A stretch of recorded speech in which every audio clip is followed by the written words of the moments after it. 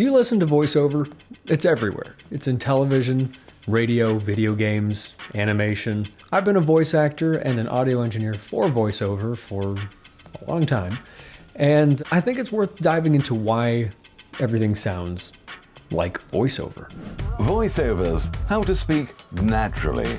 Alan! I do things like voiceover. You've got the best pipes in the business. His voice. My voice? I try to get voiceover work and I'm like, buy this product! It's not the hardest job in the world, but it's taxing. And you have to be open to everything if you want to make a living doing this. It's a truth universally acknowledged. Wouldn't you like to know, Weather Boy? Reporters from all over the world talking in a weird, over-accentuated voice like this.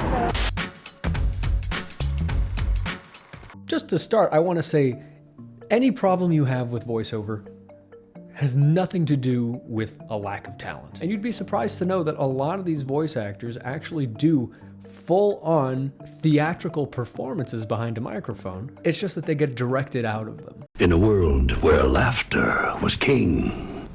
No, in a world, Jack. One man. No. So let's just start out and say voiceover today has a sound. Hello?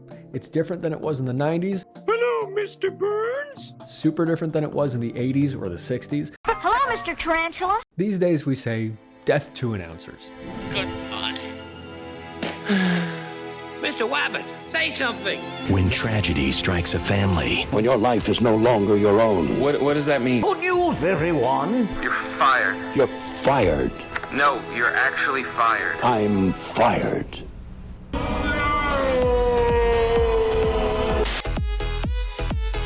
Announcers are stylists, they say. Somebody who can articulate a particular set of ideas, not with anything other than the words coming through.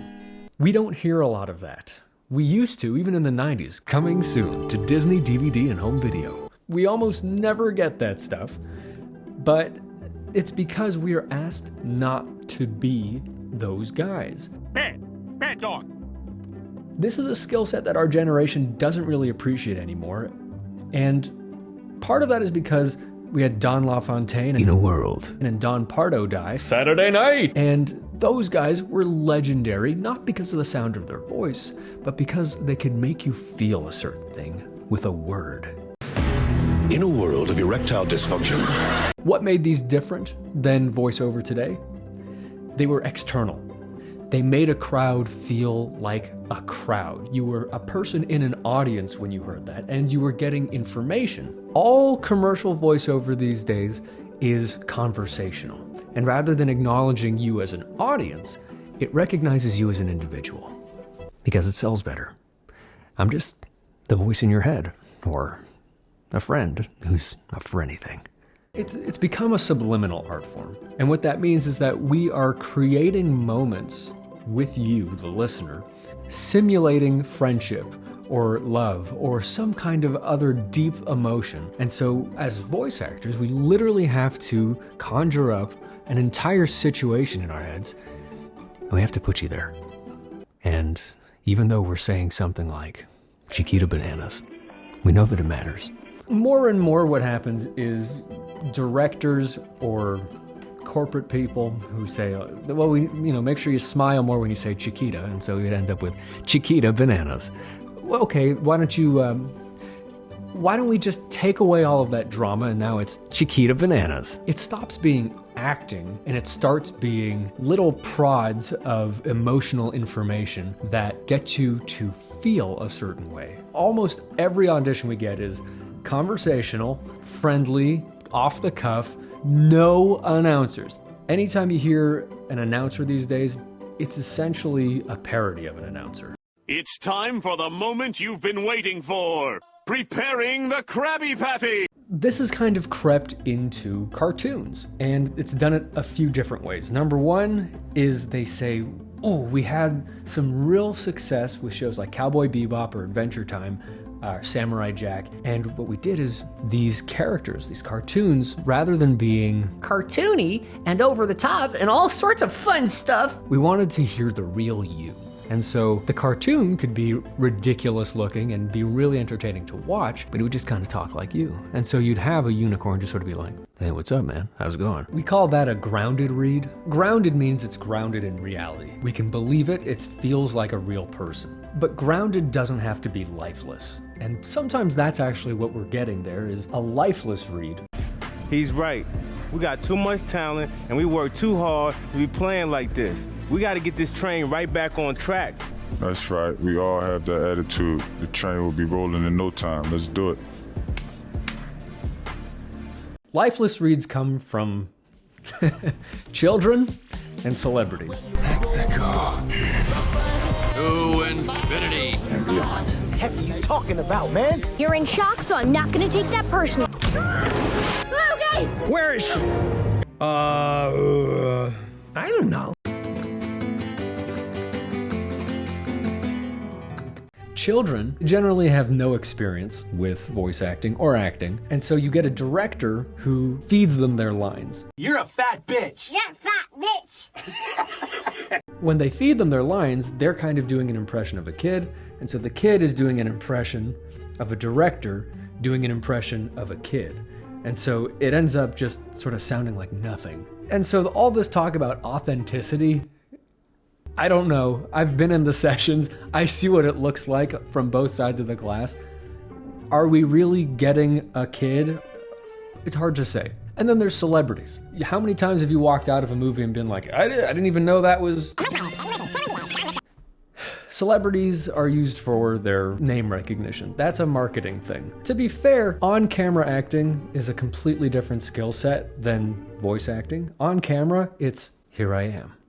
And voice acting is more, where'd I go? When you're a voice actor, your objective is to disappear briefly and let something else come to life. You sort of leave the room. Some of the best voice actors in the world, when they do a voice in front of you, it's like they disappear. When I do a table read, yeah, I have to jump back and forth. It's like, hey, what's going on? Oh, hello, fat man. Oh, Stewie, how are you? Back and forth. Celebrities are told, use your regular voice, smile, enjoy it, it's a low pressure day, and lend us your name, essentially. Billy West has said it before. Shut up and take my money. The job of the voice actor is to imagine an entire world, an entire situation, and communicate that through a microphone. Celebrities usually don't do that. They're usually just there, and that's all they really have to be. Close your eyes and imagine the setting that that person is in, and you basically feel like you're in the studio with that person sitting down. Granted, sometimes they're the executive producers of these things, and so if they want to be in the movie, yeah, absolutely, let them be in the movie. As a result, we don't get a lot of opportunities to be super cartoony. Not for the past 10 years. I think the best stuff in terms of like fun voices to do has come from adult animation, Family Guy, Rick and Morty, South Park. And if you know anything about those shows, the creators of the shows voice all the characters, so they get to do the funny voices. Oh, here it comes! Oh, it's going to be a rat! Rick and Morty's an interesting example too, because they use veteran voice actors to do really, really over-the-top stuff. And so the same way that announcers today are parodies of announcers, those cartoons are parodies of cartoons. But also, cartoons don't really know who their audience is anymore, because we have Disney adults. Do you think they'll let me sit at the front of Guardians? It is my birthday. And we have adults that like to watch with their kids. And we have shows that are deliberately made for adults or made for tweens or teens. We live in this niche economy of entertainment, so animation can be for anyone, but it's not for everyone. But I think imitation is a really good gauge for good voiceover. Oh, you like my new sweater? I'm trying to do more style. Do your best impression of Miley Cyrus in Bolt. Or Bolt. Can you even remember what they sounded like? No, but you could probably remember Peter Griffin, Stewie, Homer Simpson, Randy Marsh, Rick Sanchez, Morty. We know what these people sound like, and they leave an impression. And they leave an impression more than just because they have distinct voices.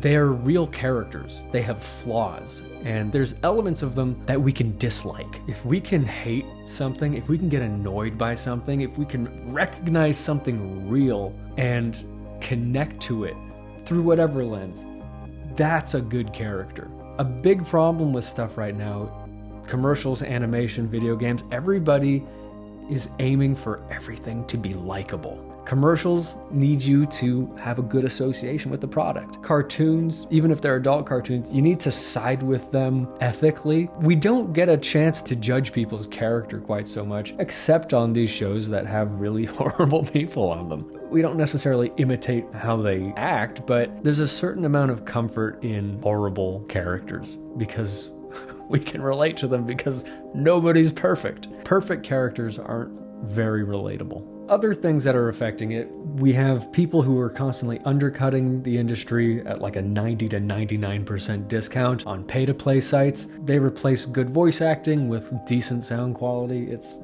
Then there's AI. People think AI is going to take over voice acting, but I personally don't. Deepfake technology is incredible. Artificial intelligence, or AI. I went down to the office because they were making a robot of me. People make me nervous. I thought we weren't supposed to tell people. I'm sorry, Dave.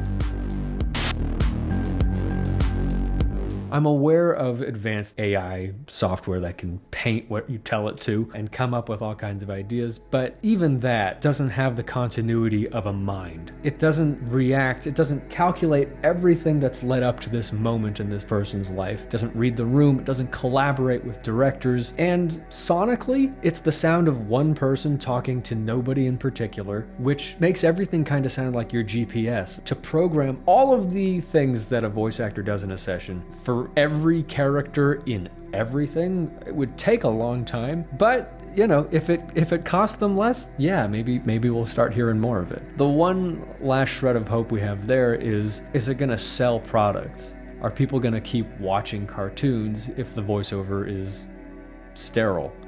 You know, and if we got rid of announcers because they weren't human, why are robots a better idea?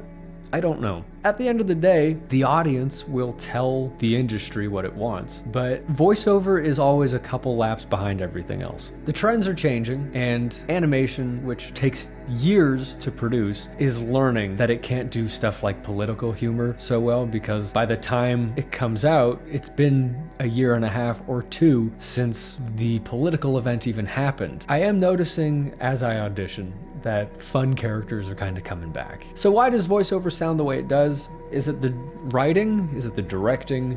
Is it corporate entities stepping in and saying, well, actually, could you make it sound a little happier? But at the end of the day, good voice actors can make anything sound compelling. It's all about finding a way in.